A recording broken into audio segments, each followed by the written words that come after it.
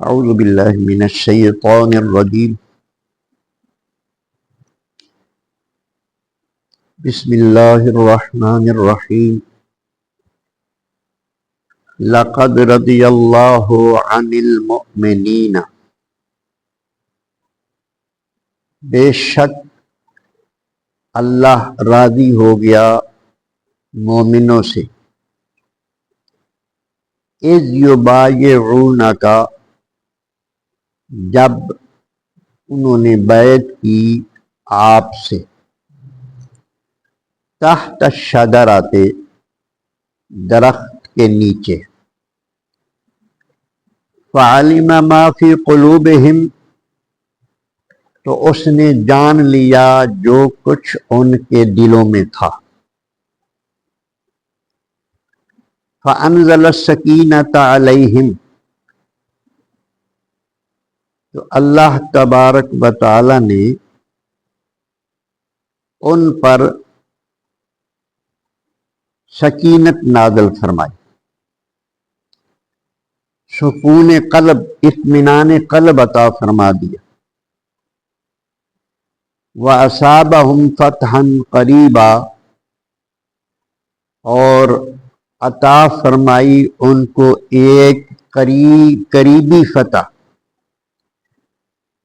وَمَغَانِمَ كَثِيرَةً اور بہت ساری غنیمتیں عطا فرمائی، یاخذونها جسے وہ لے رہے۔ وَكَانَ اللَّهُ عَزِيزًا حَكِيمًا اور اللہ تبارک و تعالی بڑا زبردست اور حکمت والا ہے۔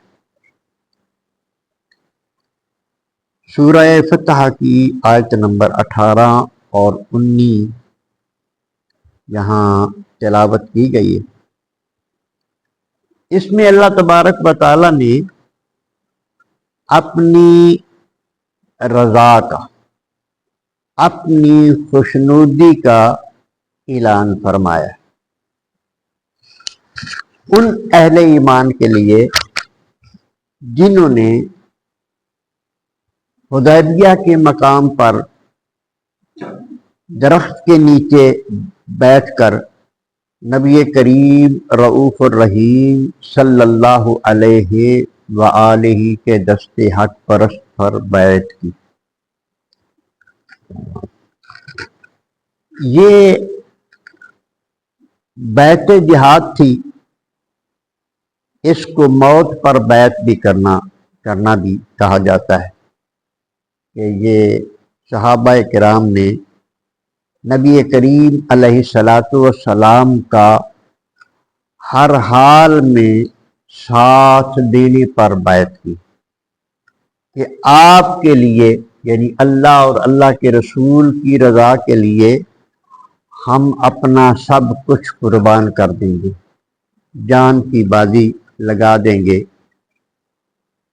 تو آنے والے وقت میں جس قسم کی بھی قربانی کی ضرورت پڑے گی اللہ رسول کی رضا کی خاطر، دین کی بقا کی خاطر، یہ اصل میں دین کی حفاظت کی خاطر، دین کیا چیز ہے؟ وہ طریقہ زندگی گزارنے کا جو اللہ کا پسندیدہ ہے، اور اس نے اپنے حبیب کو وہ طریقہ دے کر بھیجا ہے۔ نبی کریم علیہ السلام کا جو طریقہ زندگی گزارنے کا ہے، اس طریقے کا نام دین ہے۔ اس کی بقا کے لیے، اس کی سربلندی کے لیے صحابہ کرام نے اس کے ہر دشمن سے لڑنے کا جو ارادہ ظاہر کیا اس بیعت کے ذریعے۔ اب اللہ تبارک و تعالی نے یہ جو فرمایا ہے کہ اللہ راضی ہو گیا، یہ اللہ تبارک و تعالی کی رضا کا جو مقام ہے یہ سب سے اونچا مقام۔ اللہ کی رضا کا، بندے کا اللہ پر راضی ہونے کا مطلب یہ ہے کہ اللہ تبارک و تعالی کی طرف سے جو بھی آتا ہے بندہ اس پر ناگواری کا اظہار نہیں کرتا، بندے کا اللہ پر راضی ہونے کا مطلب یہ ہے کہ اللہ کی طرف سے خوشحالی آ جائے اس کے دل میں، تب بھی اطمینان ہے، تب بھی سکون ہے۔ حالات خراب ہو جائیں، یہ بھوکا مر رہا ہو، دل میں شکوہ نہیں آئے گا۔ اللہ پر بندے کا راضی ہونا یہ ہے کہ کسی طرح بھی اس کے دل میں یہ ملال نہیں ہوتا کہ میرے ساتھ ایسا کیوں ہو رہا ہے۔ بیمار ہے تب بھی اس پر خوش ہے کہ یہ بھی اس کی طرف سے ہے۔ حالات سخت آگے ہیں تب بھی اللہ پر خوش ہے۔ اور اللہ تبارک و تعالیٰ کا بندے پر خوش ہونا یہ ہے کہ جس پر اللہ راضی ہو جائے، اللہ تبارک و تعالیٰ پھر اس کو ہمیشہ صراط مستقیم پر ہی رکھتا ہے۔ اللہ اس کو ادھر ادھر نہیں ہونے دیتا۔ اللہ تبارک و تعالیٰ شیطان کے شر سے اس کی حفاظت فرماتا ہے۔ اللہ کا راضی ہونا یہ ہے۔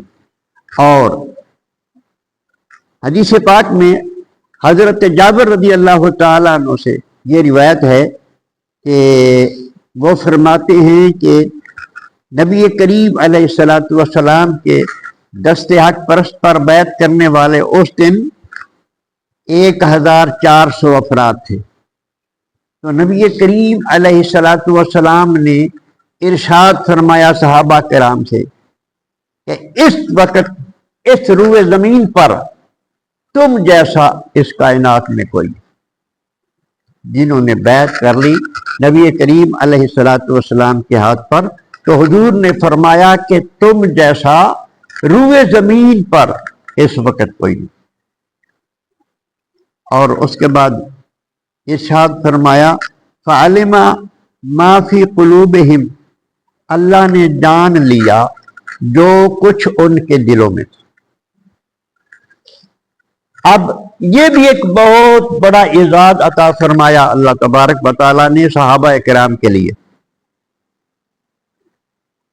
کہ اللہ نے یوں ہی ان پر راضی ہونے کا اعلان نہیں کر دیا، یوں ہی اعلان نہیں کر دیا، بلکہ ان کے دلوں کا علم رکھتے ہوئے، ان کے دلوں کا جان کر کے یہ سچے عاشق ہیں اللہ تعالیٰ کے، یہ اللہ تبارک و تعالیٰ کے سچے عاشق ہے، یہ دین حق کے لیے مر مٹنے کا ارادہ رکھتے ہیں، ان کے دلوں میں ذرا برابر بھی کھوٹ نہیں۔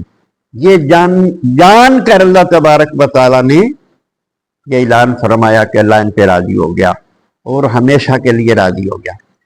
فَأَنزَلَ السَّكِينَةَ عَلَيْهِمْ، اللہ پاک نے ان پر سکینہ نازل فرمایا، ان کے دلوں کو سکون، ان کے دلوں کو چین، اطمینان ایسا عطا فرمایا کہ اب کوئی چیز بھی، دنیا کی کوئی آفت بھی ان کو پریشان نہیں کر سکتی۔ سکینہ کا یہ مطلب ہے۔ اللہ اکبر۔ اب جن صحابہ پر اللہ تبارک و تعالیٰ نے راضی ہونے کا اعلان فرمایا، ان میں حضرت ابوبکر صدیق بھی ہیں، حضرت عمر فاروق بھی ہیں، حضرت عثمان غنی بھی ہیں، جناب حیدر کرار بھی ہیں، 1400 صحابہ ہیں۔ وہ سارے کے سارے صحابہ کرام بالکل کھرے اور سچے مسلمان۔ یہ ہے اس آیا کریمہ کا مفہوم۔ جبکہ ایک بد باطن فرقہ وہ یہ کہتا ہے کہ نبی کریم علیہ الصلوۃ والسلام کے وصال کے بعد علی المرتضیٰ، حضرت سلمان فارسی اور غالباً حضرت طلحہ یا کوئی یہ انہوں کہتے ہیں کہ یہ صرف 3 شخص جو یہ مسلمان رہے تھے، باقی سارے پھر گئے تھے۔ یہ ان کی بدبختی ہے، یہ ان کا اپنا کفر ہے۔ صحابہ کرام جن کو اللہ تبارک و تعالیٰ نے یہ اعزاز عطا فرما دیا، جن پر راضی ہونے کا اللہ تبارک و تعالیٰ نے اعلان فرما دیا، اللہ پاک نے ہمیشہ ان کی حفاظت فرمائی۔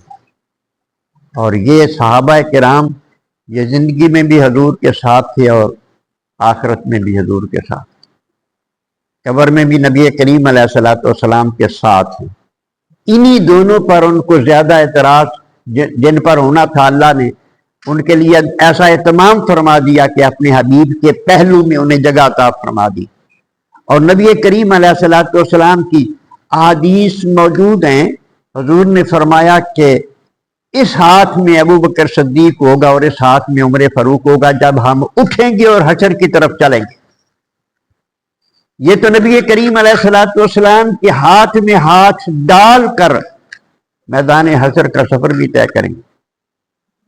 ان کے بارے میں تو نبی کریم علیہ السلام نے یہ خوشخبری عطا فرمائی، لہذا جو ان کے بارے میں غلط بات کرتا ہے وہ